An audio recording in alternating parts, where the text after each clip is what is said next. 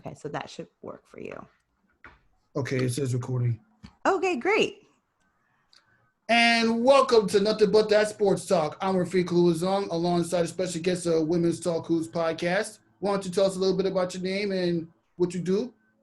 Yeah, hi. So I'm Liz Lapp, and I am a co-host to the Hoops Talk podcast. And I'm Karen Uyenco. I'm Liz's co-host on the Hoops Talk podcast. Thank you for the introduction. Now, on to a little bit of, so tell us a little bit about whose idea was it for this podcast to come together and the type of interviews you've done up until this point, and how long you've been doing it, and your whole interest in sports media as a whole. Sure. Yeah. So I guess, Karen, you're kind of the one who fire pushed starter. us. Yeah. Karen has this habit. We'll have a kernel of an idea and she'll like blow it to like a full-blown Coachella festival.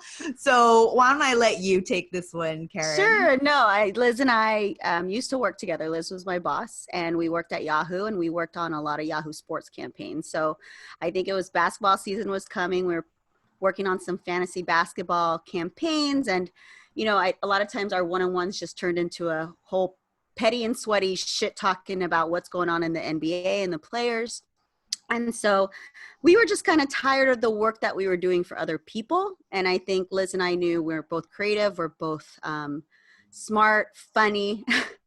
I think we're funny. We're funny. We laugh. Yeah. And I was like, we need to just record ourselves because these conversations are interesting. There are not enough women talking about sports, especially basketball out there, and women of color. So we figured let's just try it. We luckily had resources with coworkers who have recorded podcasts for Yahoo. So they set us up hardware wise. Liz had connections to an audio guy. Our graphics guy, Patrick, is amazing. So he Liz's creative direction and his skill set just built all our branding. And at first it started with us just shooting the shit on what's going on. And, it's really transitioned because of Corona, right, Liz? If you want to speak to that, I mean, I think the direction we've gone has been super interesting, super uplifting, and just really pivotal to what's going on in the world. Yeah. That's great. Yeah. Because we started in our closets and it was just us two. And then we started when we were signed to the Good News Radio, which is a studio. It's African-American owned Los Angeles based radio and podcast station. We were signed in a year ago, maybe in the summer, and we were able to be in a studio. So we were bringing in guests. And at first our guests were definitely still, there was a ton of sports going on. So what couldn't we talk about sports? But in addition to sports, we were talking about social justice and reforms and a lot about what the athletes were doing off the court. Because that's, I think, something that always interested us besides the X's and O's was actually what's happening, what's the style, what's the fashion, what's the culture. And we've always believed that sports, culture and politics are something that go hand in hand. So once we started getting guests in the studio, we've had Ana Sheila, who is a co-host for Tamarindo podcast. She's Latinx and queer. We've had, Jackie from the Ladies Talk, Ladies Show. She plays softball. We've had comedians who are just huge sports fans. We've had the Latinos Out Loud podcast. So we're just hey, sports fans, come on in. Let's talk about sports. And you don't have to be an expert analyst to do so. Just think of it as you coming onto the sofa and we're going to watch a game and we're all going to talk shit and have some laughs and think of some analysis that maybe transcends off the court. And then when coronavirus, the shut-in happened, we decided to go all digital and we record it from home, and it actually opened up a ton of guests because they're home. They can't go anywhere either. They can join in from anywhere in the world. Anywhere. We figured out this how to record from home and still be able to broadcast with our network. And we just kept it going. And I think really that's when the conversation started to change even more so with social justice and activism and becoming, co-conspirators in the movements that are happening. And as women and women of color, we also have a stake in the ground for those types of conversations. So we've still, I mean, don't get us wrong, we love sports and we would love to see basketball come back. WNBA, I had my season tickets for the Sparks games, you know, I was buying all the swag, but not, you know, if for my entertainment is not greater than the health of the players. So those conversations we were having, and yeah, we had like Ari Chambers on to discuss her career journey. We've had you know, Jasmine Baker, who is also a sports writer. So yeah, we've definitely tried to have a platform for voices, and we do a Woman Crush Wednesday where we highlight career journeys and such. So yeah, so that's kind of how it's definitely a growth trajectory, which we like to see and we like to have. So that's that. Yeah, that's an amazing story. I mean, you mentioned you interviewed Ari and Jansen. I've actually had them as a special guest on my podcast as well. And Awesome. Ari, Awesome. along with Christina Williams from Girls Talk Sports TV, was actually my first special guest on my platform. And I've been like continuing to add special guests ever since. I mean, Yeah. well, of course, that was back when I was a grad student. Well, a year ago, I graduated with a master's degree at Fordham. And before that, I went to LIU for journalism. Well, right now, it's just been like, it originally started off as just a straight basketball podcast, but I turned it into like a sports podcast because I want to like not just use it as a way to sit down and talk sports with people. I want to be able to do coverage on the outer end, like also covering like women in sports. Like I covered the women's basketball games at Rucker Park last year, and sadly there is no summer basketball because of the coronavirus. But you know what? This is a good chance to actually catch up and recap every major sporting moment, both good, bad, and good, that we've ever seen during our lifetime. Like Kobe Bryant passing away in January. Oh my Yeah. God, that was Yeah. the start of that snowball, right? The guy who was a very motivational man when it comes to women in sports and basketball as a whole. What went through your mind and when Kobe Bryant passed away, and what's the story behind how you react to it? Because I like to ask people about that. I actually did a 2-part episode about it, but answer the question I just asked. Well, I've been a Laker fan all my life. You know, I grew up through Kareem, Magic. I know I'm dating myself, but Kareem, Magic, and then all the Kobe years. Even when I lived in New York, I was always rocking the Lakers. I was there in a bar by myself screaming the last championship that they won. So I have always been a huge Laker fan. With Kobe, he is, you know, he's multi-layered. There was a lot of things that happened, you know, with him personally, but we got to see an athlete grow into something that was inspirational, and he was truly forging a path into the women's game, especially seeing his daughter and mentoring his daughter and the team that he was coaching.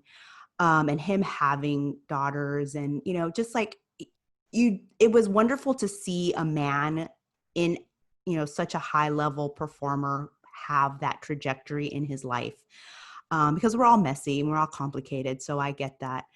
For me, I was actually on a plane when the news hit. I got a text from my family and I couldn't believe it. I was in full shock. And then, so I turned on the TV, you know, they have a little TV on the plane, and it was on the ESPN news, and I just started crying right in my chair. And the man next to me tried to console me because he's like, "Oh my God, are you okay?" And I'm just like, you know, I didn't have words. So it hit me really, really hard because I feel like we were not given the next chapter of what he was doing. And you were seeing a greatness that could have been so instrumental in all the things that we're working on right now be his legacy, you know, for him as he grew older, and as his daughter grew older in the game. How could she have her potential, you know? So that loss of not just him and, you know, all the other family on that helicopter, as people now in the present, but the loss of a legacy that we will never get to have in reality. And you saw the devastation all in Los Angeles. I mean, all around the world. I don't want to just say it was an LA thing, but it kind of was. he's our guy. So yeah. So sorry, I don't want to take too much time, but it's a powerful conversation, and one I haven't revisited in a while because we're still moving forward. But I like the question, Karen. Sorry. No worries. I mean, I'll tell him about our interaction. You know, that Sunday, as you were getting news, I got from my boyfriend a screenshot, and I thought it was surreal. I was like, "What is this TMZ bullshit joke?" And so as we started chatting about it, you know, it was a slow. I don't know. I felt like, I guess I went through all those stages of grief, right? You start off with denial, and you know, Kobe. You know, my goat was MJ, but Kobe was very similar in age to me. I watched him grow in the NBA as a rookie, and he, like Liz says, he's a bit divisive. Some people thought he was a super jerk, but that was, you get to know him and Mamba mentality. There's so much to it that you just, especially now, I'm learning to understand about Kobe. Like, I think his death created this push for me to get to know who he was. And like Liz said, in the last years after his retirement, like, he shifted his energy from basketball to so much more. And what's devastating is that he couldn't continue on that momentum. What's devastating is that we couldn't see his legacy in Gianna grow into the NBA and see the NBA grow with her, a WNBA grow with her. And as a parent, hearing about them, their families, seeing Vanessa and the family surviving them go through this with grace, and to see a legend that usually you think your legends are going to grow old, right? And like, you know, you'll see them old and gray like Jerry West on the side and watching games with you, and for him to not grow into that is such a trip. Yeah, I mean, my reaction to it was just so surreal. Like, Kobe Bryant actually died in a helicopter crash. Yeah. I had to do something, because even though I wasn't a diehard Laker fan, I'm a Knicks fan, actually.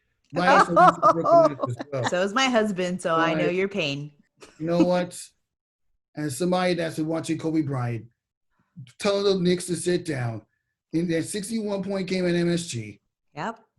And hitting a buzzer beater in a playoff series that he lost against the Phoenix Suns, I can't help but admire what this man did on the court. Mm-hmm. To a point where I took all my grieving out on rewatching old highlights of all his older games. Oh, man. Including the infamous 60-point game that ended his career. Yeah. And when he was at Rucker Park, telling the Rucker Park players to sit down. Literally. You know what I'm referring to?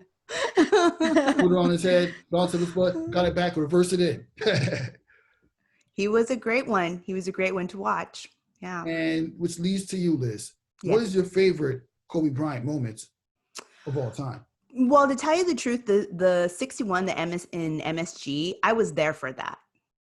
Wow. I was there like for that. Years old at the time. Yeah, no, I was there for that. My husband is from New Jersey, so when we moved out to New York, of course, I was a Lakers fan. He was a Knicks fan.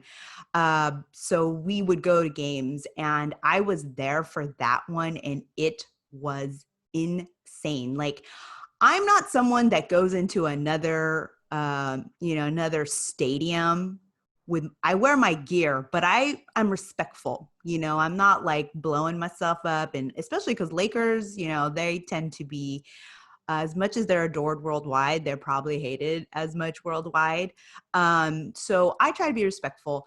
It wasn't until like the end of the game that I was like, felt comfortable. I'm like, okay, y'all, you just got like served so hard right now. And I mean, the MSG was actually like applauding seeing this performance. They put it in the rafters, for crying out loud. And when they did the remodel, that game is in the rafters. They have like a banner. They have the banners of the history of MSG. And to be in Madison Square Garden, which is, you know, the Mecca of basketball, it was an experience that I will never forget, having witnessed that, and just knowing like, hey, that's a Laker. That's a Laker right there, through and through. He started as a Laker, and like a Laker is a Laker. So it was a highlight for sure. Yeah, of course, the Knicks have always been garbage. Mainly the Knicks have always been garbage, even during the years where they were playoff elites in 2013 and 2012. So what else is new? Now, on to your thoughts. Same questions for you, Karen. Oh, sorry. What was that? I was busy giggling at that. Best Kobe Bryant, You the know, favorite Kobe Bryant moments. yeah, and it's funny. It's how Liz and I always talk about, right? Like, we appreciate the game, but there's so much culture around basketball that becomes pivotal too. And I think for me with Kobe, it was that feud with Matt Barnes, and the flinch when Matt Barnes like shoved that ball in his face. And it just, to me, it's the epitome of Kobe, how focused he is, how you can't get between him and the basket. You can't get between him and basketball. Like, his goal is going to be met regardless who you are. And, a lot of us build our own walls. And I think Kobe was like, break my own wall and break all your walls, because I'm going to do what I'm going to do. So to me, that's like my pivotal Kobe moment in my head. And it says so much about him, his character, his work ethic. So that's my moment. Yeah, Kobe Bryant has so many moments, especially with being the girl dad that he was during his time, along with Gigi, also God rest his soul, Natalia, and his younger daughter. It just Bianca, Bianca. You can't really explain. It's not to explain. I mean, you just look at the footage. Look at his old footage. That's all I'm going to tell you. And what I also want to get into is like, what is your favorite championship season in Kobe Bryant's career, from the three-peats in the early 2000s to the back-to-backs in 09 and 2010? I would say the early ones for me, with him and Shaq. To me, that is like the power duo. I think they're underrated. I think him and Shaq are underrated because there's haters. But I really think that those are my favorites. What about you? I have to agree with Liz. I mean, in general, I'm not a Lakers fan. I'm on who are you a fan of? Of course, the Warriors. I grew up in the Bay Area, so I was talking about the Warriors in a minute, but yeah, great. No, I was a fan, sitting, $20 seats in the nosebleed, having my hot dogs. But I do have to agree with Liz. It's like, you can't talk basketball without talking about Kobe and Shaq. And, they're, like Liz says, like, that's not everyone's, there's going to be so much debate, but there was something about their partnership, their dichotomy, and almost like a yin and a yang. Yeah. And it was a show, right? The Lake Show. So, I just like their EQ and IQ, like basketball was just and they got at each other, which I loved also, but not to the point where Shaq ended up leaving on those terms. And I know that they go back and forth on like who said what, when, how, but I think it was all love. And I think the three-peats were just absolute, which I think I've had a couple of those in my Laker. Oh, we're gonna humble brag over there. in my Laker love. I think we've done those a couple of times, but yeah, I do love Shaq and Kobe. Yeah, Shaq and Kobe were a dynamic duo, especially when Kobe threw that ridiculous lob to Shaq that got him to the NBA Finals. Okay, you can't teach that. Yeah. I mean, I would say my least favorite championship was when he swept the New Jersey Nets. Well, even though they're the Brooklyn Nets now, but back when they were playing in Jersey, that was one of Jason Kidd's only two chances to win a championship. Then again, in the 2000s, for most of it, it's been a Kobe and Duncan show, and was every time you get to the finals, most of the time. Yeah. Well, with the only exception, almost every year you had either Kobe, Shaq, or Duncan in the NBA Finals. Like literally every year in the 2000s. Yeah. That's how ridiculous those 2000 championship teams were. And it's insane because I forget that the Spurs were so dominant. They were dominant. The Spurs are so dominant. They were in the playoffs like literally every year. Yeah, all the time. Yeah. Up until now. This might be the first year that they don't make it. Well, actually, they're one of the 22 teams into like this little 22 team bubble that they're gonna be playing in Orlando. Yeah. We'll into that later in conversation. Yeah. But on to Corin, I gotta put you on the spot. You're a Warriors fan. What went through your mind when you saw all those championship appearances, including the loss in 2016 finals and 19, which is last year? Funny thing. Which one you think was the worst out of those two? Oh, the worst.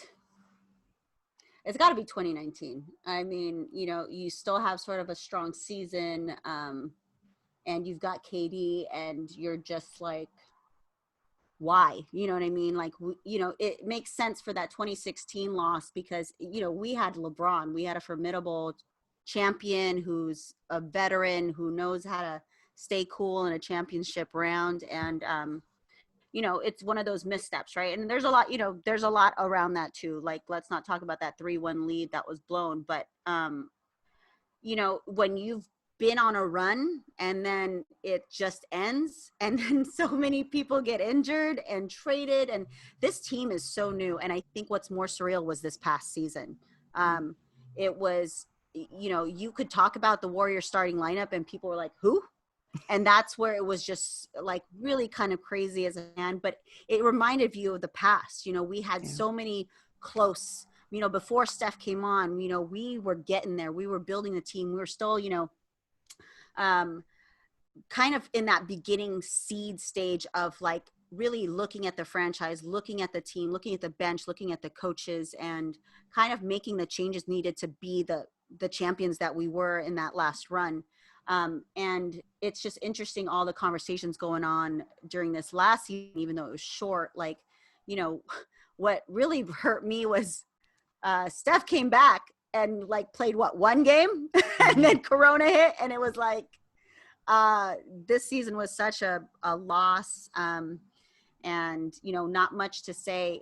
I mean, if anything, I got to know a lot of our bench, and if anything, the positive outlook is they've got a lot of practice. So we're going to go back to where we have that deep bench that won our championships in those past years. So 2019 was hard.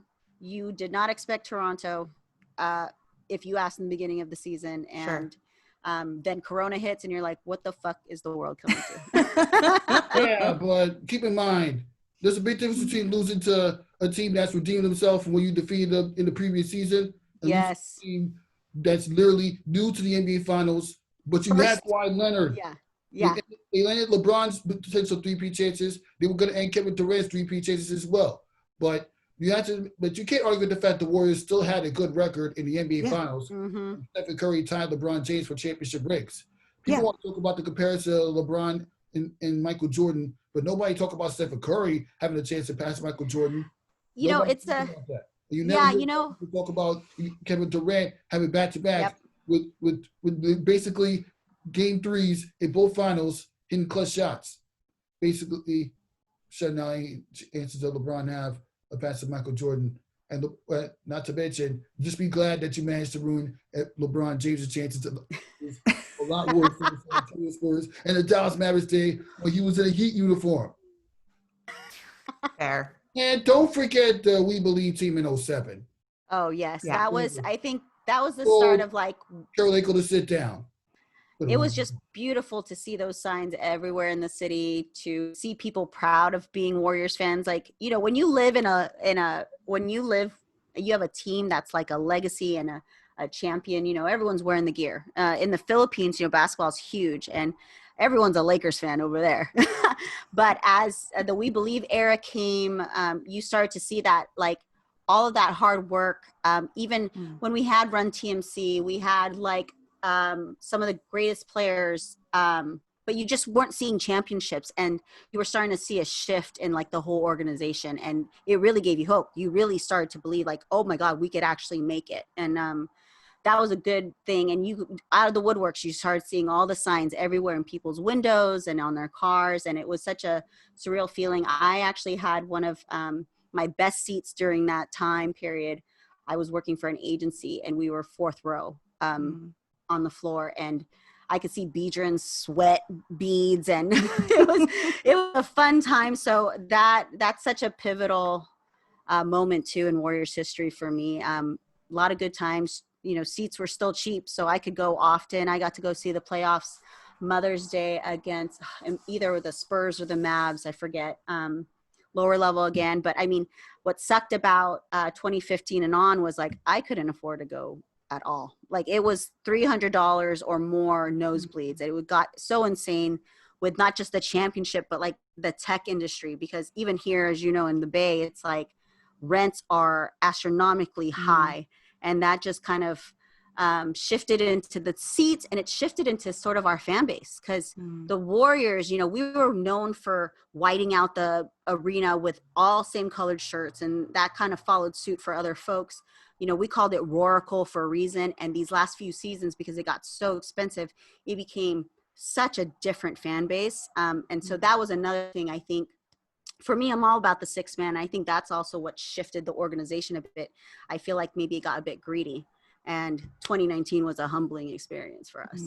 Yeah, but I gotta admit, when I first saw Stephen Curry dribble the ball in his college days, I always knew the guy was gonna have one of the best careers in NBA history. When he took Davidson to the Elite Eight, spoke his way through the first 2 rounds like it was nothing. Like, I was like, what am I seeing? What are you seeing?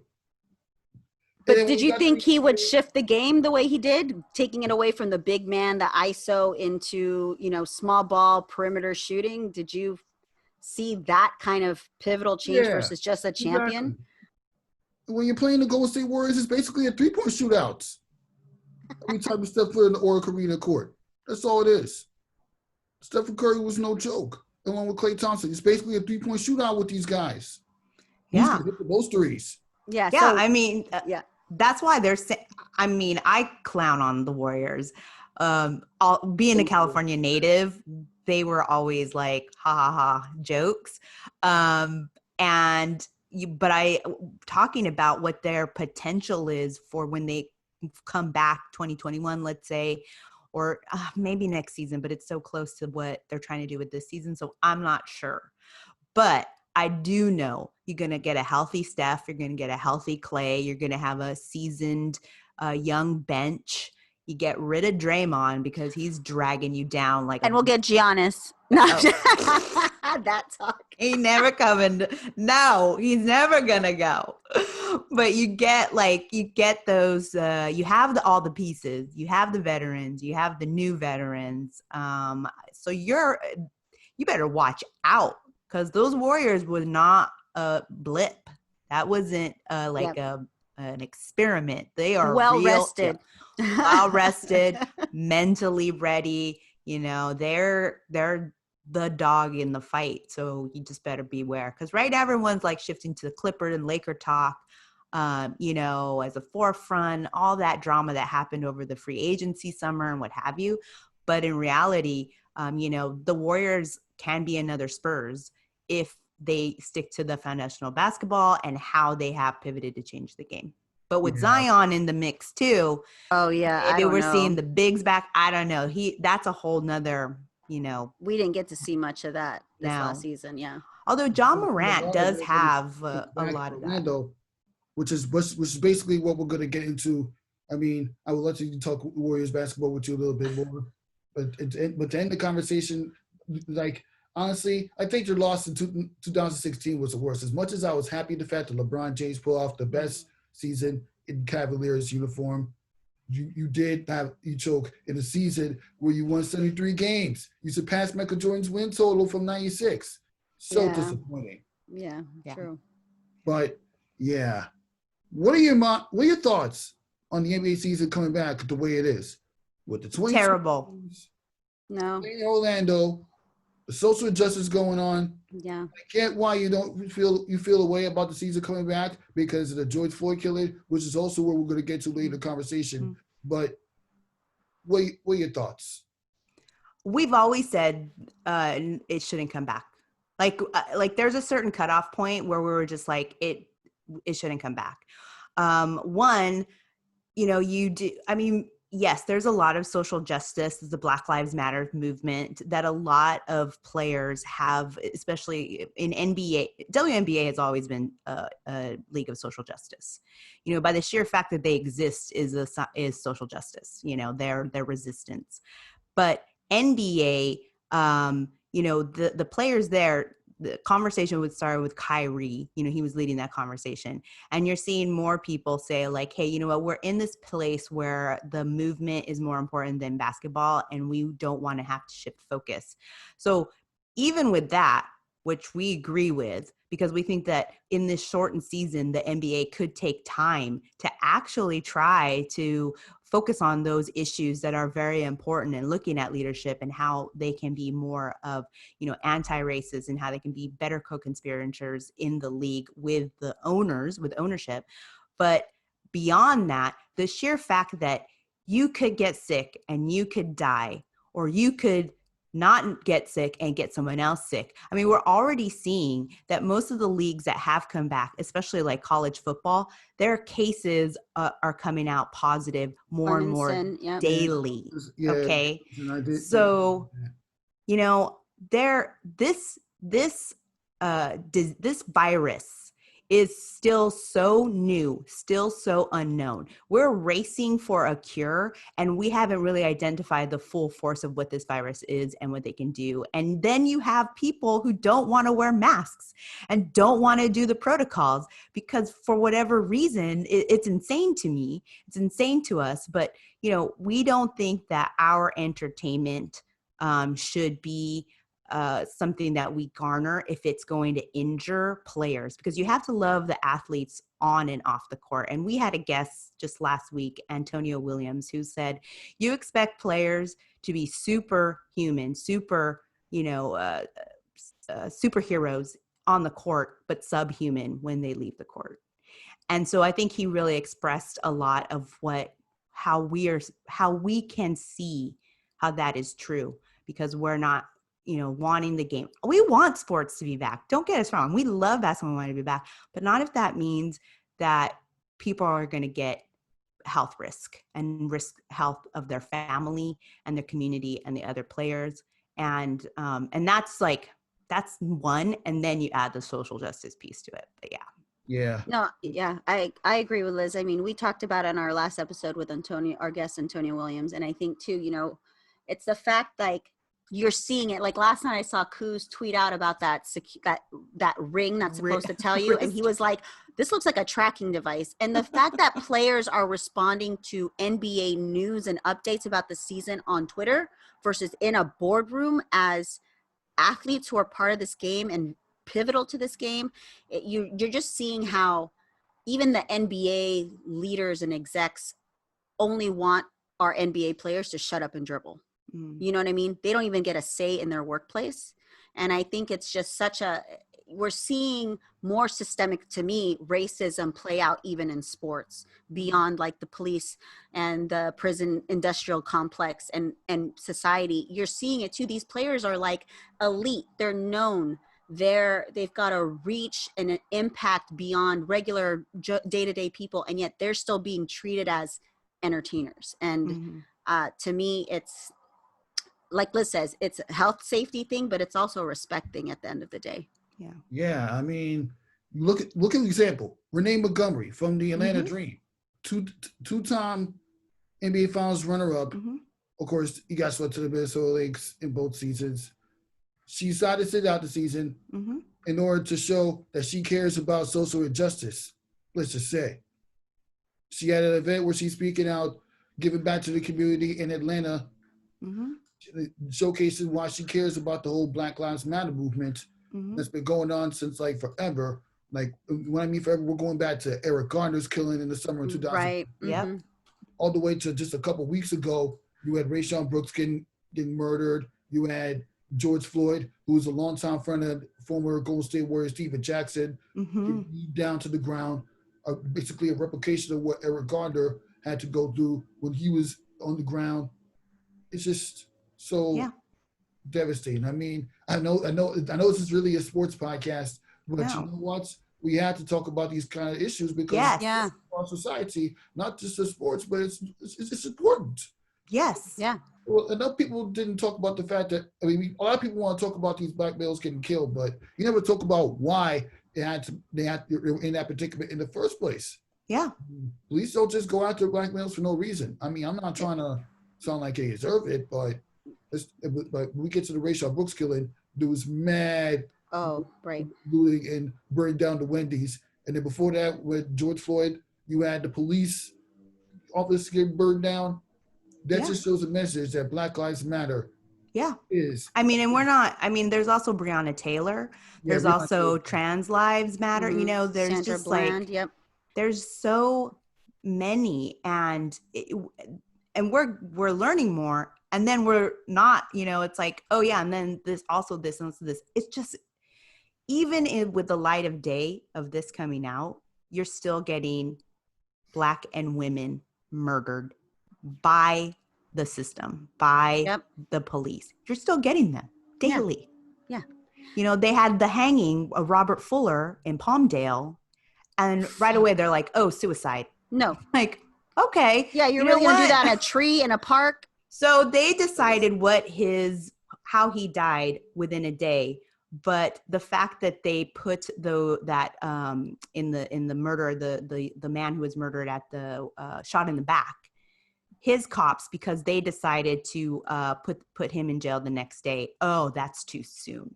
He didn't get justice. And it's just like, it's constant, and still in the face of what is, you know, being videotaped, what is being talked about, what is being highlighted. It's still happening. So fuck, you know, NBA, maybe you need to slow your roll, and let's concentrate on how you know, the Black community stops getting murdered. Mm-hmm. And then maybe we can play some ball. Right. Yeah. And you know what? Let's not forget the fact that the coronavirus cases is rising in Florida. Yes. While it's as low as Oh. here in New York, it's rising in Florida. Like one of the 20 states that's getting hit the hardest. Yep. But a lot of people don't talk about that. And if you were to, if the NBA would have had to at least been scheduled to start next week, you'd have had to just slow your roll. Look at the cases rising. Yeah. I would at least you could do is try moving into New York where there's no coronavirus cases at its weakest, but you got to. Well, I mean, that's the thing too. It's like, why would the NBA choose a state that has outwardly flaunted the coronavirus? They've flaunted not wearing masks. They flaunted that it was not like that deadly. Especially they have protest. Exactly. Yeah. Right. So Florida and the Florida, you know, leadership, and the governor, they are all like, they're Trumpers. Let's just put it that way. Mm-hmm. And yet NBA is like, oh yeah, let's do Florida Disney World. It doesn't make sense. They probably had the least regulations on hosting anything, and that's why they went with the easy route, right? See, even in the end, when they're trying to say, we're going to do all this stuff for you, they're still about the money. And that's okay. I respect being about the money. I'm about the money. We're all about the money.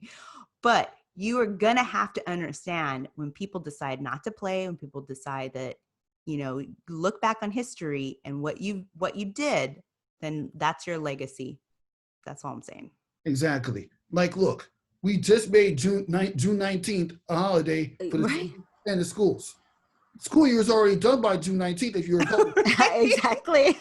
You're right. And you had to go to work right now in public. You would have said no, taking part in the marches. I don't know how it was in the states you're living in. I mean, because I know in California the coronavirus is at its highest. But it has been. Oh yeah, but recently. But our community is showing up with masks. You know, they're still showing up. They've got their masks. For us, you know, people were passing around masks, gloves, hand sanitizer. I saw a recent headline the other day that of the top 10 cities that had the biggest protests for BLM, they had no rise in numbers because someone with a brain and a heart is going to put the fucking mask on. Yeah, and on top of it, you know what? Any cases that are reported now are like from 14 fucking days ago, when those idiots decided they needed haircuts and they needed to go to a gym. All of a sudden, they were all fucking gym rats, and they all needed to go eat al fresco at the beer gardens. Like, okay, let's be honest. Those cases that are coming in now are from then. So don't let anyone get it twisted. It's about these protests, because also we do see the protesters wearing masks. It's something that is talked about on social media when, you know, people are putting protests together. They do talk about these protocols.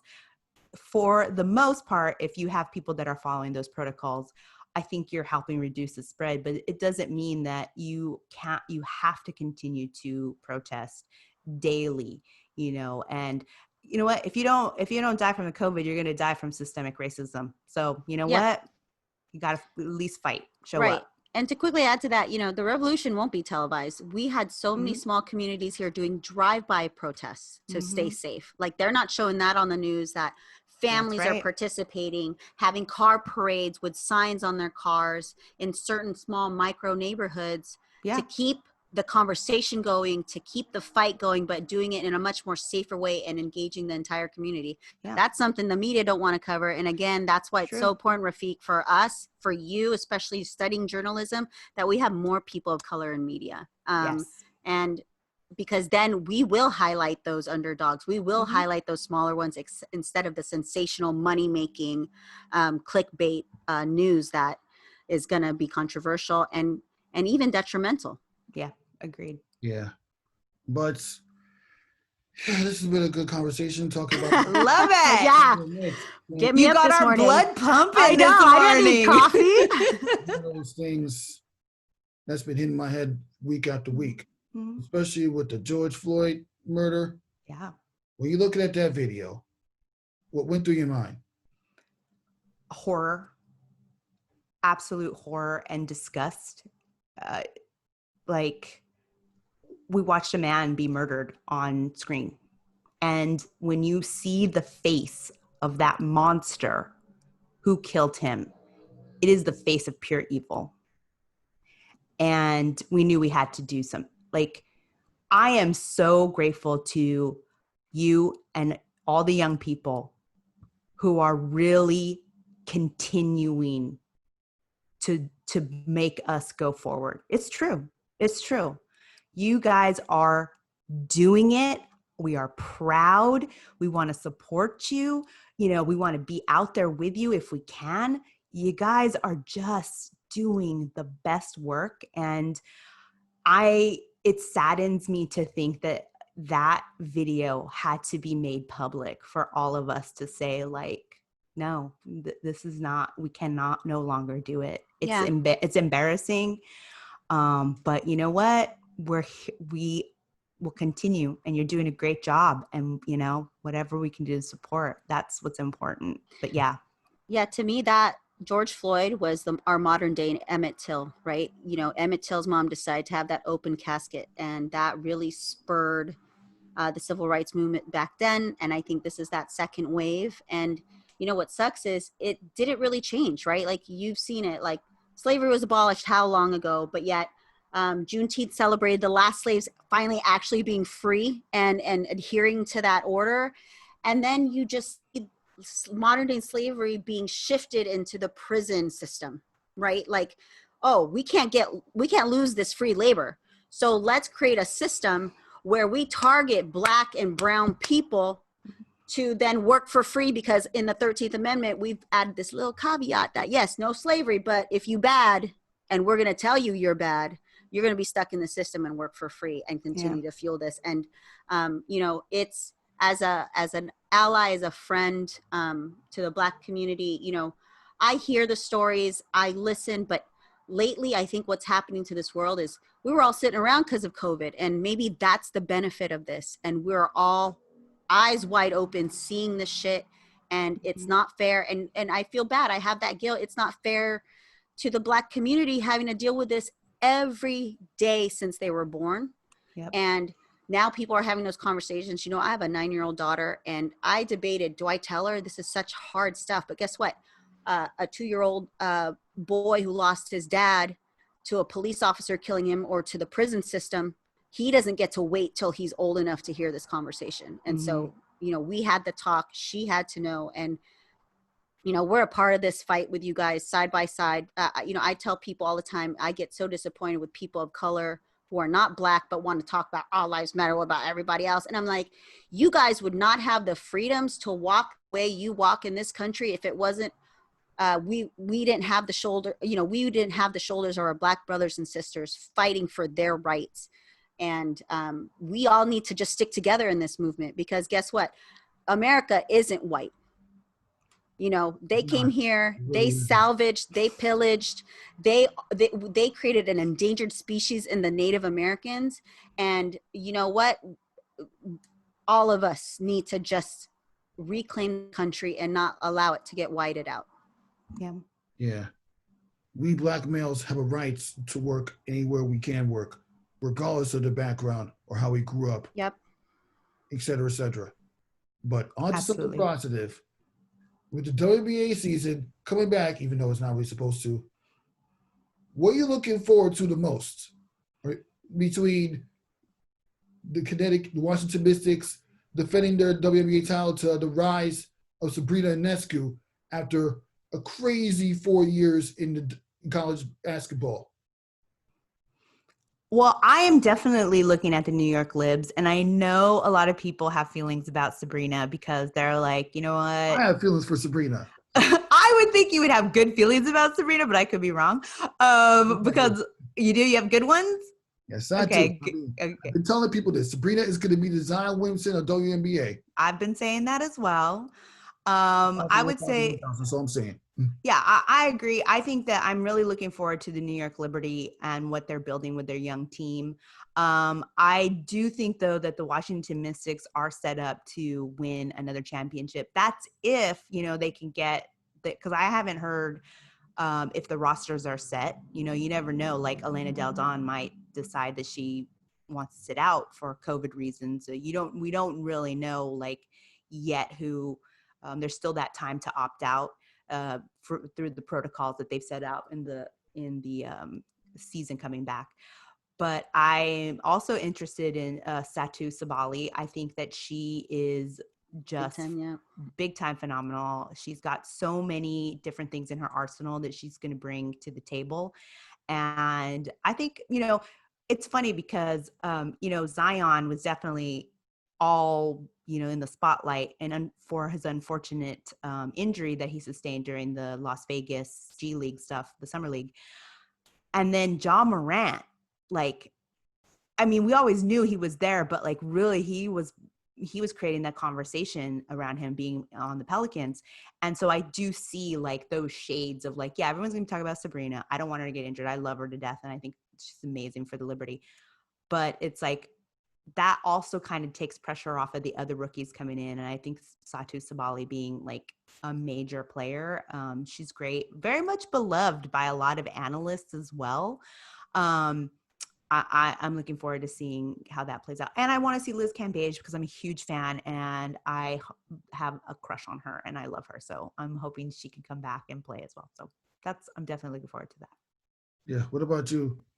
I agree. I think the New York Liberty will probably be the best New York sports team this coming year. Yep. I'm looking forward to seeing, I think we're just a fan of the franchise since we had Kia Clark on, and we've seen some of what's great about the WNBA teams, and especially at the New York Libs, is their ties to social community and issues. And I think that's made me such a bigger fan of that team.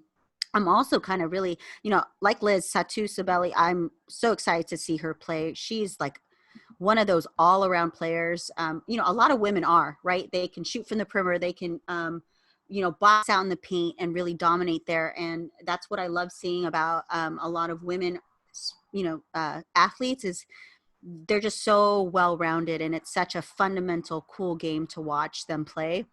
But I'm really excited too about Atlanta Dream with Kennedy joining. Really interesting to see how that team sort of plays out this next season. Also a Liz fan.